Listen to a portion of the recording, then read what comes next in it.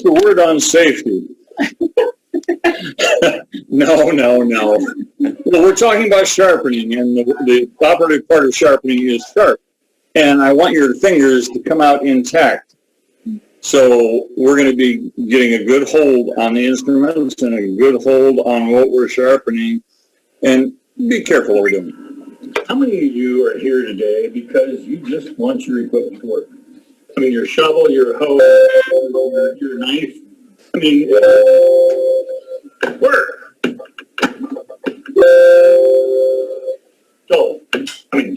Dull. And a lot of us like that. How many of you just like to have it work? Don't care about sharpening, but you want it to work. All right. How many of you are here because you like sharp things, but you don't want to spend your lifetime and your life savings doing it? I'm there. How many of you are stark raving maniacs? I mean, you are fanatics. But you have no hair on your left arm because you'll take your spouse's kitchen knife and you'll hone it and sharpen it and hone it, and then you shave the hair off your left arm and you pick it up. And there, hair off your left, and you impress people. And you can take pieces of paper and you go, ha, ha, ha. And it really is nice. I mean, it is a feeling of power. How many of you can identify? I mean, yeah. Mm-hmm. This is not for you. You can learn plenty, but it is a basic class. We're into the basics. So let's get into it. Basic principles. Basic principles 1. Get good steel. There's a lot of garbage out there right now. Used to be made in Japan. Now it's made in China. But even some of the American stuff is really crud metal. Scissors. Scissors, for instance. I mean, it's tacky. Anyway. Get good stuff. Garbage in, garbage out. You can't make a small purse out of a sow's ear type stuff. And so a lot of the older metal, I mean, if you get garage sales and old farm sales and things like that, some of those old tools are good steel. So you have to have good basics to start with. Number 1. Number 2, good shape. You have to have a decent shape. Now, if you make a knife out of something like that, it's not going to be very good. You can put a bevel on it, a bevel on here, but you're going to just be smashing things. I mean, here, sharpen this ball back. Is it a knife? No. You want the right shape. So right, good bevel, good shape. 3, if you have a really fine knife, don't burn it. I mean, you can get on a grinder and grind it on, and here's what it does. I'll show you. I did that to this knife. Look at that. See that blue spot right there? Amber spot around it? Those are burn marks. You took the temper out of the blade there. You changed the temper. The temper means that you change the arrangement of the molecules in the steel. It means they're either harder or softer. If they're harder, they'll chip. If they're softer, they'll smush. Neither way, you weaken your blade. Do not heat these things. Keep them cool. If you use a grinder, yes, all industry uses grinders and sanders. And, a sander like this, a 1x30 little Delta sander, I use all the time. But keep it cool. That's a knife maker's sander right there. If you heat it, it's not going to be as good. So, number 4, you want a good edge. Now, what do I mean by a good edge? A good edge on a knife is about 30 degrees. See, it's about like that. A good edge on a lawnmower blade is going to be about 45-degree angle. It's a lot more blunt angle. One more time, it's still on. A good edge on a pair of scissors is going to be more like 75 to 80 degrees. It's almost straight across. It's almost straight, but it's just a little tipped. 75 to 80 degrees. But scissors are almost like they're a shear, not a slicer. So it's a little bit different on scissors than it is on, and on your pruning shears sometimes it's a little different. Some of those are a slicer blade. Some of those are really do have a slicer blade on that. Okay, good angle. Now, good edge. This has the angle on it. It's 30 degrees, but the edge is shot. The edge is rounded over. And this is what a lot of your knives look like. On a microscopic level, they round over and they don't cut. Okay, so the purpose of sharpening is to bevel this to where this side meets this side up here. And you want that to come to a real sharp point. That's what sharpening is about. Okay, where are we at? Good edge. If you're in doubt, if you have questions about what an edge should look like, look at a new one. See what kind of edge they've got. See what kind of angle they've got on that edge. And often, follow it. Even if you have an old hoe or something like this. I mean, this I got out of a garage sale, somebody has. But look at the angle on that edge. Yep. Follow it. Keep that angle. Okay.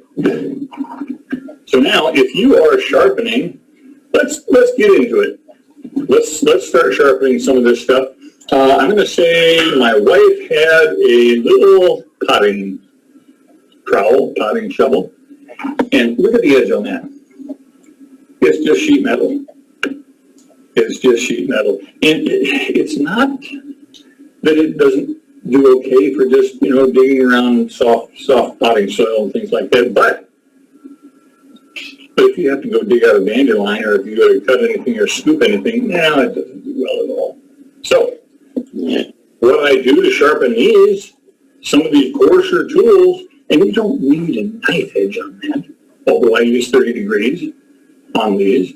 You don't need a real sharp edge on that. You don't want to slit your leg, but you do want to slide through things. So, I'm going to take this, I'm going to sharpen it from about here over to about here. Right? From about here over to about here.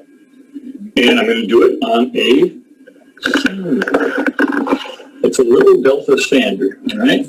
And I'm going to take that and I'm going to hold it up there on about a 30-degree angle and I'm going to sharpen that thing. Now I'll turn off the, Wait a minute, yeah. Here for a second because it'll probably overpower that. But I'm going to sharpen this and then we'll get back to it. It doesn't take long. Here it goes.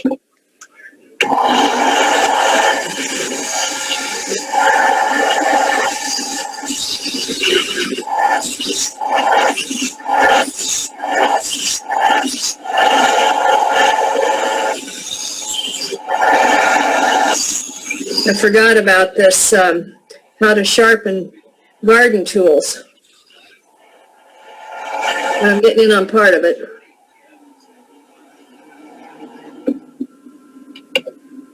Okay, I've beveled this.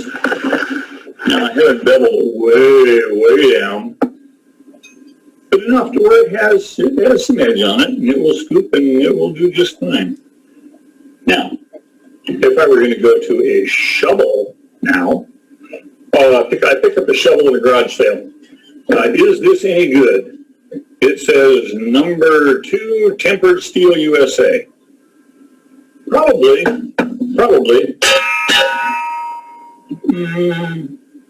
Better than my old steel, better than a lot of the junk that's out there. So I will use this shovel, and I'll put another handle on it. I got that up at Packwood, the garage sale up there. Same thing, I'm going to bevel it from about here to about here. 30-degree angle, same way. I probably don't need to do that even. It's not bad right now. It's not really bad right now. So I'll just touch up that angle on the side. And if it were thicker metal on the edge, I'd taper it a little bit all the way around just to make it slide through the dirt a little easier for you. And that's all that needs. Okay? Let's try something different. I'm going to say, let's look at scissors. Scissors, These scissors are terrible. These are fiskars too. I say they're terrible because they have a rivet going through them in the middle. They're cheap. There's this rivet going through the middle. Now, if the scissors are too floppy, you can take and you can pound on that rivet and make it tighter. If it gets too tight, good luck. I mean, and you can't take it apart to sharpen this one and sharpen this one. And so a lot of these scissors I'll be there in a second. pretty much disposable.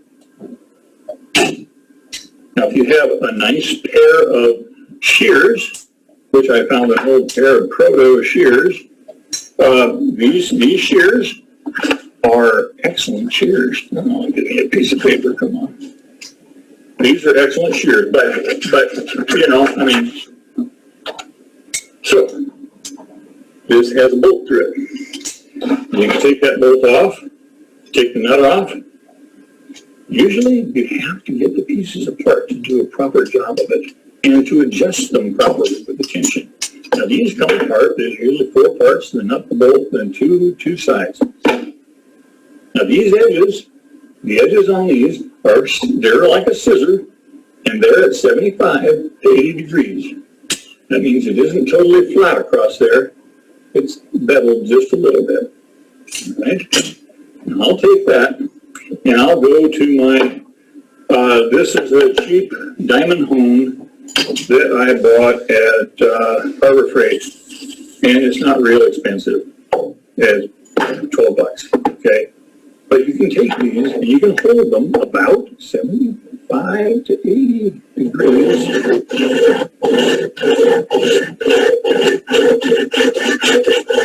Now you saw me spray some oil on there, that's like WD-40. And this is about 400 grit right here. The edges weren't too bad, the edges were pretty good to start with. And so I'm just tuning them up a little bit. I don't know if you can see this or not. Bright metal all the way across that edge now. Same with this one. I'm going to spray a little WD-40. Well, it's not WD-40. This is DuPont, something DuPont made, but same diff. Well, it's not same diff, but it's similar. You want a pretty thin oil. Okay. Now, I didn't spend long on this. They were not too bad to start with. So I'm just going to go ahead and put these back together, and we'll just take the bolt and throw it through there, put that through there, put the nut back on. Now these, yeah, the nut's kind of tight. You're going to flop, you don't want it to flop. Tighten them up a little bit. Still flopping. Now you can tighten it up so much that you can't move it in and out. Almost. Now how is that? Almost. So that's a bit more.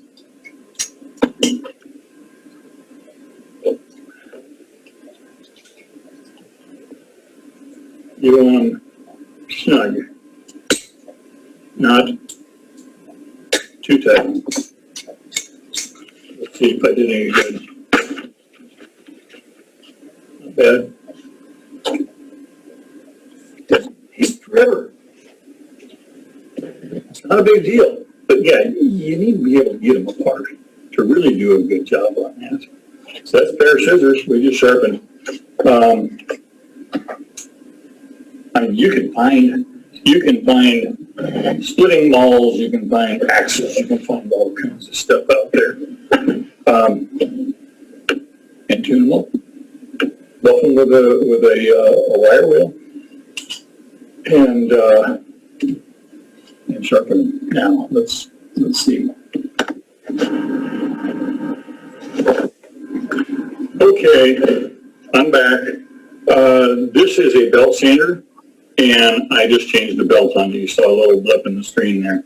There was an 80 grit belt on there that we used for the coarse stuff, and this is a 120 grit belt now. What I'm going to do is, you know how dull this is. Remember, I wouldn't do that with this, and you gotta be careful anyway. But I'm gonna sharpen this, and some of you are gonna cringe because I'm using a belt sander. Keep the temperature down, okay? That means we keep the knife moving. We keep light pressure. I'm gonna take this dull as heck knife, and we're gonna sharpen it. I'll cut that. Now let's try it with the sound on.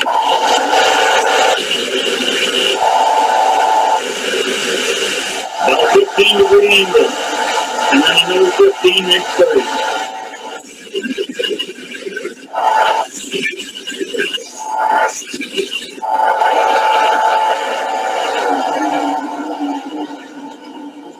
$15-degree angle on this side, 15-degree angle on that side makes 30 for the blade. Now, if that blade's not cool enough to touch your face or your hand, it's way too hot. And you don't even want it on a momentary basis. Now, what I'm checking for, I'm checking to see if there's any flat spots on the blade yet. Do those edges come completely together, or are they still rounded over? And these are just a little bit rounded over. You're going to do just a tiny bit more.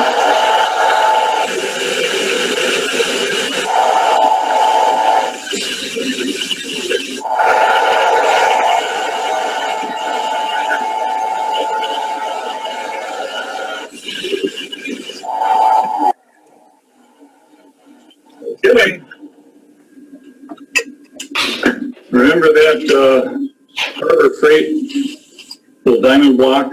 I could use something like this. This is $2.95 Harbor Freight, and it's a two-sided stone. It's a coarse and a fine. And I could use that, but I already used the coarse on here, and I'm going to use sort of the fine on this. It's a 400 grit on this. It's not too fine. But I'm just going to show you that you don't have to take forever to sharpen it. Really well. Okay. Now, how much you sharpen one side, you go 15 degrees one side. That's about as far as you can lay it over without scraping up your blade. Okay? I'm going to set that aside. Now I'm going to do something that a lot of people don't know about. It's called a strop. Now, what in the heck is a strop? I just took a piece of wood and I glued a piece of leather. Now, you know where the leather came from? This was a coating, Goodwill, okay? It was just a cheap, and I glued it to the board, and I'm going to put something called green compound. You can get that at Harbor Freight for a few bucks, maybe $4.95 for a quarter pound. It'll last you forever. I'm going to just scrape that over the top of the leather, get it into the rough surface of the leather, and I'm going to take, and I'm going to, okay, 15 degrees, and I'm sort of like polishing the blade. Okay. Now, how long have I taken? I haven't taken very long at all to do this. I mean, I could probably do it all in a couple of minutes. And let me show you something.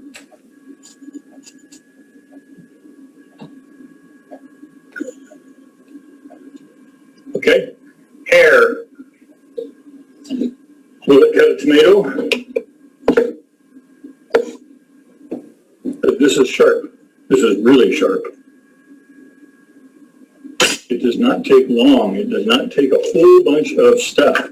So if you were to go to Harbor Freight and you were to get a stone like this for $2.95, and if you were to get a piece of leather out of Goodwill and make a strop, all right, and get a little compound, put it on there, in just a few seconds, I would say no more than 2 minutes, you could take a knife that was nasty dull like that and turn it into a fine razor. You saw me cut it. You saw it. You saw the hair. Oh, here. Pretty fanatic. It does pretty good. Okay. There we have it. Oh, there's so much to this. There are so many things you can do, and it's so easy. The belt sander, okay, it is a very versatile tool. probably $49.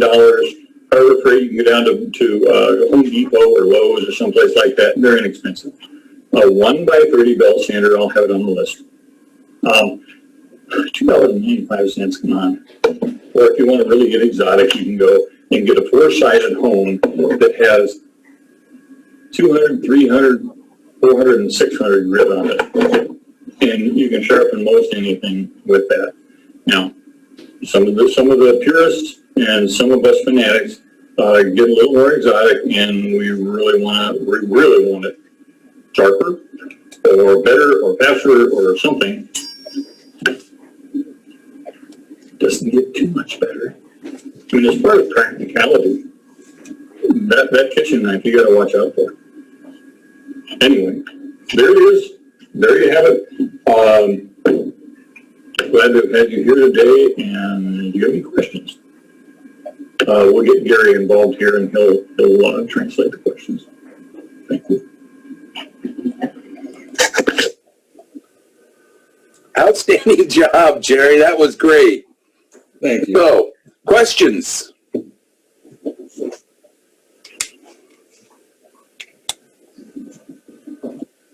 I have a question, Jerry. How do you get the leather on that strop? Or does the wood come separate from the leather and then you put it together? So you go down to Goodwill and you get an old jacket that has leather on it or something, purse, I don't care what it is, cheap. Preferably thin leather, but it could be any leather. You get a board and you get some Elmer's glue and you put the glue on the board, you slap the leather on the glue, and you let it harden. Now you can trim it up and do whatever you want to make it look better, but that's the basic idea. You just glue the leather to a flat board. That's all there is. Now that green compound that I talked about, you can get it at Harbor Freight. You can get it at a lot of places on that. Amazon has it, but Harbor Freight's cheap and it's local. And it looks like this. You can get blocks. I mean, good grief. Harbor Freight's going to be a bigger block than that little chintzy block. But I mean, you get blocks of it that look like that. But I would use the green compound. The black compound that I've got in my hand cuts faster and it's much coarser. The green compound will polish. White compound will too. If you can only find white compound, use it, but I would use the green. Jerry, is it kind of the same for, all these rusty tools I've been giving you, the whole hose and the weeder things? Yep. How do you get the rust off? How do you get the rust off? Are you familiar with a wire wheel? Yeah. Do you have a bench grinder? Okay. And then if you were going to do a hoe, would you do the back of the hoe like you did the shovel? Yes. Okay. I would look at the bevel on the hoe, which way the bevel goes. Generally on a tools like a hoe, you have one bevel as opposed to on a knife, you often have two. Right. So instead of 15 degrees and 15 degrees, like on a good knife blade, you would have just one bevel and it would be 30 degrees. Okay. But I start out with a wire wheel and get the rust off or get the dirt off or get all that junk off. And sometimes I will take a pan, I go down to Dollar Tree and buy a big bottle of cola. And I dump the cola into the pan and I dump after I get all the stuff off that I can get off, I dump it into the cola. And a day later, it has neutralized a lot of the rust on there. It's way cheaper than vinegar. And then get your Rust-Oleum paint and you can shoot that and it'll help prevent that rust from coming back. Okay.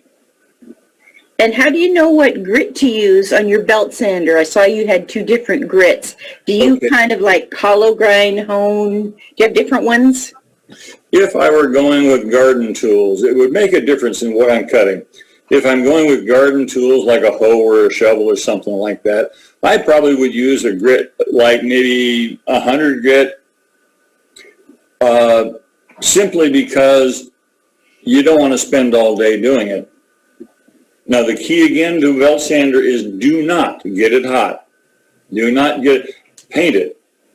Do a little, do a little, do a little, feel it, do a little. But if you just hold it on there and grind it, you're going to have a burn mark like on that knife that I showed you. I'd go with 100 grit and see how that works. If you've got a fine edge already on a tool like a hoe or a shovel, you might use a 120 grit belt. Okay, cool. That's on the belt sander. Now, there are finer belts, but that belt's going by so fast. If you get too fine on the belt, you've got to really pay attention to the heat. And on a fine blade like a knife blade, often I don't use a belt sander on a fine knife blade. Okay. Because it's pretty well there already. And I'm just tuning it up. And so I probably won't go less than 400 grit to start with on a knife blade like that, simply because you don't need it. And I want to use the finest grit that will work. I don't want to be gouging and scratching and hogging where I just need to polish. Okay. Okay? What type of oil would you use on your garden tools at the end of the season? Okay, on the wood, I would use teak oil. If it's bare wood, often I'll use teak oil on the wood. I was thinking On the metal, if any kind of oil. Okay. WD-40 is pretty fine and it evaporates. It was originally designed to displace water on some of the electrical equipment in the space project. And then it evaporates. But it's good for short term. If you're going to use it for storage, I would probably go with something like motor oil, like 1030 motor oil or something like that. A lot of us have a can of that around. Just put a thin coating on the blades, and it'll protect them. Okay, thanks. Mm-hmm. Jerry, when I'm trying to think what his name is now. When Dale was showing me how to sharpen the one-sided things like scissors and pruners, he said to run. He doesn't do it like you do. He just has a little hand thing, and he said to run the thing flat against the back of where you sharpen to remove burrs. Do you know what I mean? Yeah, I do. Do you think it's necessary? Okay, start out with, here's a pair of pruning scissors. See the blade? The blade that cuts against the other blade is flat. It's flat across that side. You don't want to bevel that. You want to keep it flat. Right. You bevel this side. Right. That is away from the contact of the blade. You bevel that. Now your question or your thought was on a burr that develops where they intersect. So you don't want something curled over and hanging over the backside. Right. So what he's talking about is laying that flat on something and yes. Yes. If you do that, I would use only the finest stone. Don't use a coarse stone for something like that. You're picking at nits here a little bit. Okay. And that's okay. And that's good. But you don't want to use a coarse stone to take off something that's really fine. So I would use a real fine stone and then flatten that edge just a little bit and you'll be great. Okay, thank you. The first time you close the scissors, it's going to take that off. Okay. But if you don't want to have that to cut to start with and have a gritty, first closure on those scissors, yeah, I would polish that edge a little. Well, with no experience, you told me that, and I take it as Bible because I know nothing. Well, I knew nothing until I listened to your talk. Okay, I know more now. No. Great job, Jerry, by the way. Excellent. Well, thank you. Other questions?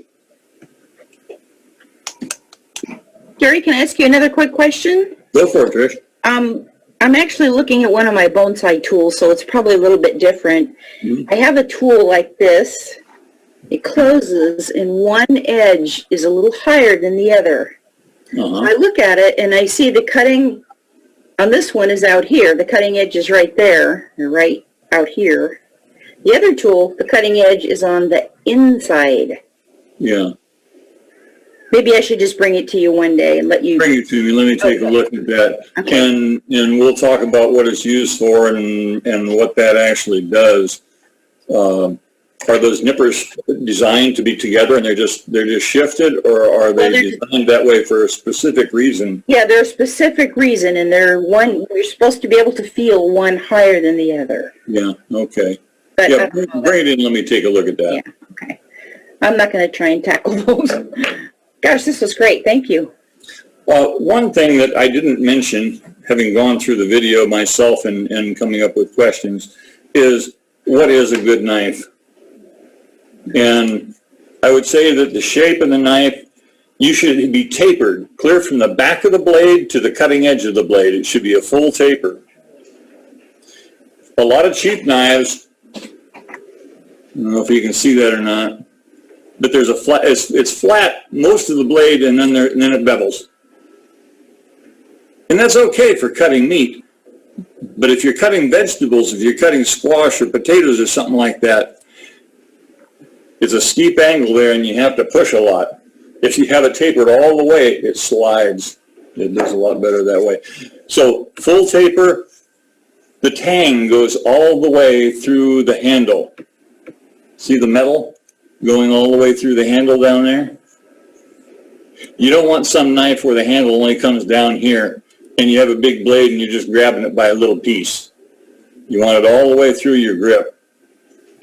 So those are two things on knives that are really important. The third one is the good steel that we talked about in the first principle.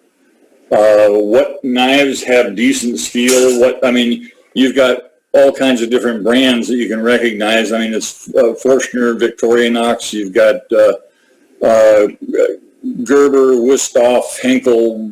There's a lot of different brand names. Kershaw, whatever. A lot of Japanese. Not Ginsu. Anyway, good steel. If you have good steel, you'll save yourself a lot of grief. It just stays sharp and does the job. And don't put them in the dishwasher. Yeah, and if you put them in the dishwasher and you roll them around the drawer, you just get more experience sharpening. Some of you have seen things like this. It's a hone. It's a what they call a steel, and it's fine lines on that thing. And if you see them, what it's designed to do is straighten out little bent over places on your blade. Okay, I mean the very, very, very microscopically fine edge on the blade bends over. It gets kinked, and you use that. Straighten out, and then you do it the other way, and it straightens that edge.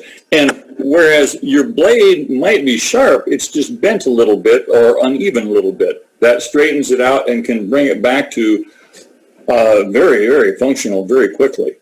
So a lot of people have one of those in their drawer just to whip, whip, whip, whip, and then you don't have to sharpen it. It's already sharp. Use that on scissors? Not on scissors usually, because these things are big enough around you can't get to the back of your scissors. Let me show you what I mean. Yeah, okay. So you could do it, but you'd have to take the thing apart, and if you have the scissors, they'll sharpen them properly. Okay? Hey. WD-40, okay, this is not so much for you guys, but it is for you fanatics who are hanging in the background there. I know you're there. You use WD-40 on your stones or your diamond hones or things like that, and that works. A light finishing oil or even motor oil or something of that nature, but when you get over 1,000 grit, the film thickness on the oil is greater than the cutting thickness on the diamond. And so you'll skate and you cut down your sharpening capability on the really fine stones. And so on some of those, they use a finer oil and whatnot. But for what we've talked about here, it's not a big deal. And I just use WD-40. Okay. What else should we have said? More questions?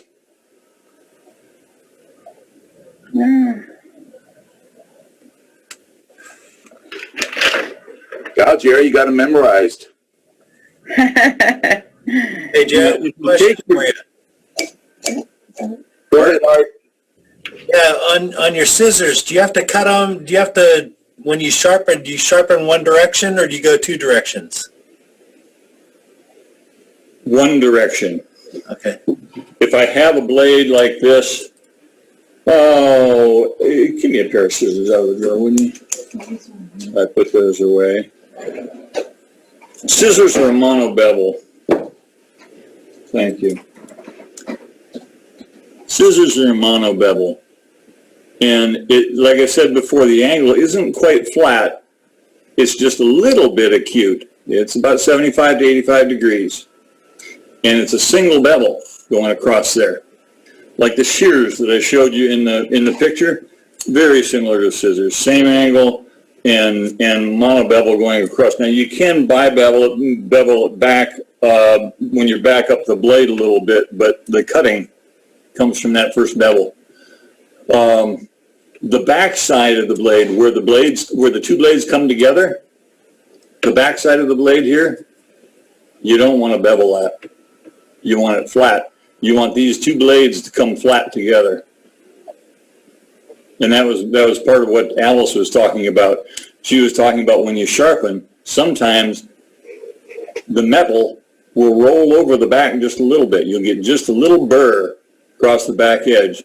And she was talking about laying that on a flat stone and polishing it or sharpening the back side, but it's flat, it's not angled. You want to keep that backside flat. If you bevel it, you ruin the scissors. Did I answer the question? I'm not sure.